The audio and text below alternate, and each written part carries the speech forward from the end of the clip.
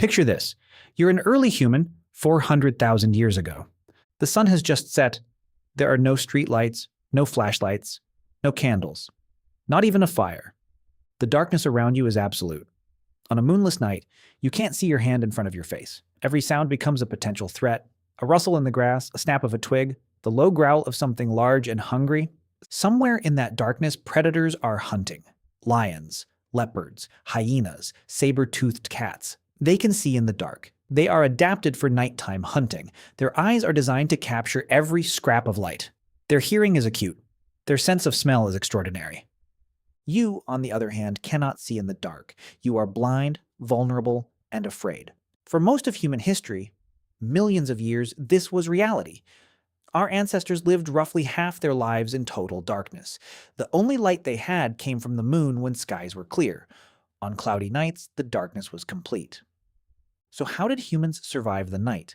How did we go from cowering in the dark to mastering fire, to creating light, to eventually conquering the darkness that had ruled our ancestors for millions of years? The answer is one of the most remarkable stories in human evolution, and it begins with a single discovery that changed everything. Around 400,000 years ago, humans made a revolutionary discovery. They learned to make fire. Recent archaeological evidence from sites in England has pushed back the known date of deliberate firemaking by 350,000 years earlier than previously thought. This wasn't just using fire from lightning strikes or volcanic eruptions, this was creating fire on demand. The impact was immediate and profound. Fire provided warmth during cold nights. It allowed cooking, which made food more nutritious and easier to digest. But for surviving the night, fire was a game changer in ways that went far beyond heat and cooking. Fire provided light. For the first time in human history, we could push back the darkness. We could see. We could extend our activity into the night, the time when predators are most active and humans are most vulnerable. Most animals are terrified of fire. Predators that would happily attack humans in the dark would hesitate to approach a campfire. The light, the heat, the smoke, the crackling sounds, all of these created a barrier that few animals would cross. With fire, humans had a weapon that no predator could match. We carried a piece of the sun with us into the night. But fire did something else. Something that may have been even more important for human evolution. Fire created a space for social bonding. Research among the Jew/Hwansi Bushmen of southern Africa has shown that conversations around the campfire are fundamentally different from daytime discussions. During the day, people talk about practical matters, food, resources, plans. But at night, around the fire, the conversation shifts. People tell stories. They share myths. They discuss values, beliefs, and social relationships. They sing. They dance. They bond. This firelight talk may have been crucial for the development of human culture. It created a time and space for sharing knowledge across generations. Elders could pass down wisdom to the young, stories could preserve history and teach survival skills. The campfire became the heart of human community. It was where we learned to be human together. But even with fire, the night remained dangerous. Humans had to sleep. And sleep made us vulnerable. So how did we sleep safely in a world filled with nocturnal predators? Research on modern hunter-gatherers has revealed a remarkable strategy: sentinel behavior. Studies of the Hadza people of Tanzania show that not everyone sleeps at the same time. Some people are naturally night owls. They stay up later and wake up later. Others are morning larks. They go to sleep early and wake up early. This variation in sleep patterns, called chronotype diversity, means that at any given time during the night, someone is awake. While most of the group sleeps, a few individuals remain alert, watching for danger. This isn't a planned rotation. It's not a guard duty schedule. It's a natural result of individual differences in circadian rhythms. The result is that the group is never completely vulnerable. There's always someone awake to notice an approaching predator, to tend the fire, to sound the alarm. Interestingly, this may explain why teenagers and the elderly have such different sleep patterns today. In our evolutionary past, teenagers, with their tendency to stay up late, may have served as nighttime sentinels.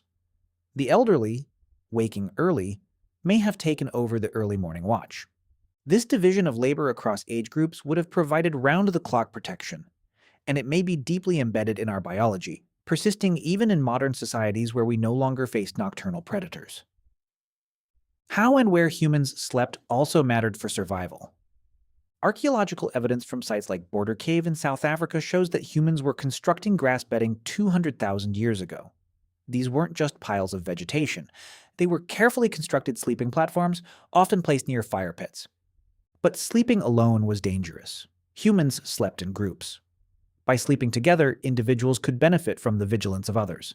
If one person woke at a sound, others would wake too. If a predator approached, the group could respond collectively. Research has shown that among primates, species that sleep in groups have significantly lower predation rates than solitary sleepers. There's safety in numbers, even when sleeping. The presence of multiple generations, grandparents, parents, children, would have enhanced this protection. Older individuals with more experience might be more sensitive to signs of danger. Younger individuals with better hearing and vision might detect threats earlier. This multi-generational sleeping arrangement may have been one of the keys to human survival. It's one reason why humans are one of the few species where adults live long past their reproductive years. Grandparents provided real survival value. In recent years, archaeologists have begun to study what they call night archaeology, the investigation of ancient nocturnal lives. This research has revealed that the night was not just a time of danger. It was also a time of creativity, social bonding, and cultural expression. Cave paintings, for example, may have been created and viewed by firelight. The flickering flames would have made the painted animals appear to move, creating an animated experience.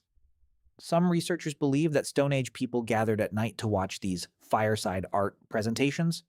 The night was also a time for rituals.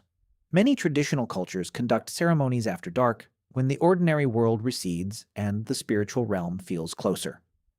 The darkness itself may have been seen as sacred, a time when the boundaries between worlds were thin. So while the night was dangerous, it was also meaningful. It shaped human culture in profound ways. Over thousands of generations, humans transformed our relationship with the night. We began as fearful primates, cowering in the dark, vulnerable to every predator that could see what we could not. We discovered fire and learned to push back the darkness. We developed sleep strategies that ensured someone was always watching. We built social bonds around the campfire that strengthened our communities. We created art, stories, and rituals that gave meaning to the night.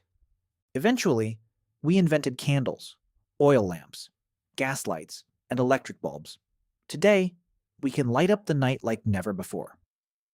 In many parts of the world, true darkness no longer exists. The Milky Way that once dazzled our ancestors is now invisible behind the glow of streetlights. We have conquered the darkness. But in doing so, we may have lost something important. Research suggests that our modern relationship with light may be harming us. Artificial light at night disrupts our circadian rhythms, affects our sleep, and may contribute to health problems. Studies of hunter-gatherers like the Hadza show that they sleep less than we do, but they sleep better. Their sleep is more aligned with natural light cycles. They experience true darkness, which may be important for hormone regulation and overall health. Perhaps more importantly, we've lost the experience of the night as a distinct realm. For our ancestors, night was a different world, a time of danger, but also a time of storytelling, bonding, and spiritual connection. Today, the night is just an extension of the day. We work, we scroll through our phones, we watch TV. The darkness that once ruled our lives has been banished, but the adaptations that helped us survive the night, our chronotype diversity, our tendency to bond around fires or their modern equivalents, our need for social connection, these remain. They are part of our evolutionary heritage, shaped by 400,000 years of battling the dark. The next time you turn on a light, remember what you're doing. You're invoking a power that took humans 400,000 years to master. You're pushing back a darkness that once ruled our world. Our ancestors survived the night through ingenuity, cooperation, and courage. They learned to make fire. They developed sentinel systems. They slept in groups. They turned the dangerous darkness into a time for bonding and culture. We are the inheritors of that legacy. The adaptations that helped them survive the night are still with us, in our sleep patterns, in our social instincts, in our deep attraction to firelight. The night was humanity's oldest enemy. And we won. But in winning, perhaps we should remember what the night once gave us. A time for stories, for connection, for meaning. Maybe there's value in occasionally turning off the lights, looking up at the stars, and remembering what our ancestors faced and overcame.